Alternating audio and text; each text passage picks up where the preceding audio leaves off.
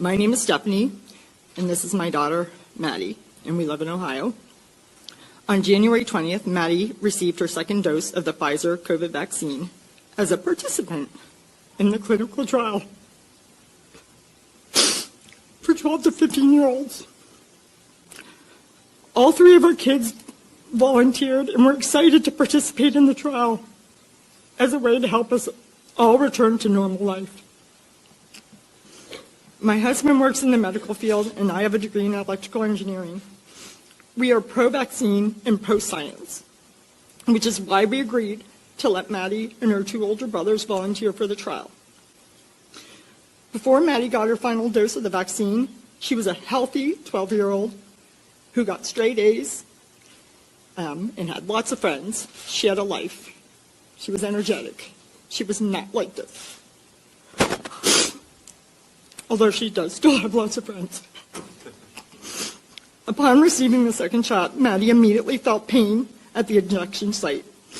And over the next 24 hours, she developed severe abdominal and chest pain. And the way she described the chest pain, and I quote, "It feels like my heart is being ripped out through my neck." She had painful electrical shocks down her neck and spine that forced her to walk hunched over.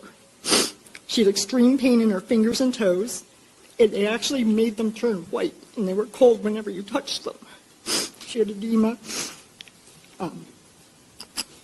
So my husband immediately took her to the ER as instructed by the vaccine trial nurse administrator, which is what we were instructed to do. Her blood was taken for a renal profile and tested. She was checked for appendicitis, which she did not have, and given an IV with some medicine, then sent home. However, in the discharge papers from the Children's Hospital ER that she went to, the diagnosis stated adverse effect of vaccine initial encounter. This would be the only time that that was written in her medical charts, but it's in there. Over the next 2.5 months, her abdominal, muscle, and nerve pain became unbearable. She had developed additional symptoms that included gastroparesis, nausea and vomiting, erratic blood pressure and heart rate, memory loss. She mixes up words, brain fog, headaches, dizziness, fainting. She fell and hit her head, and then seizures. She developed verbal and motor tics. She had loss of feeling from the waist down and muscle weakness.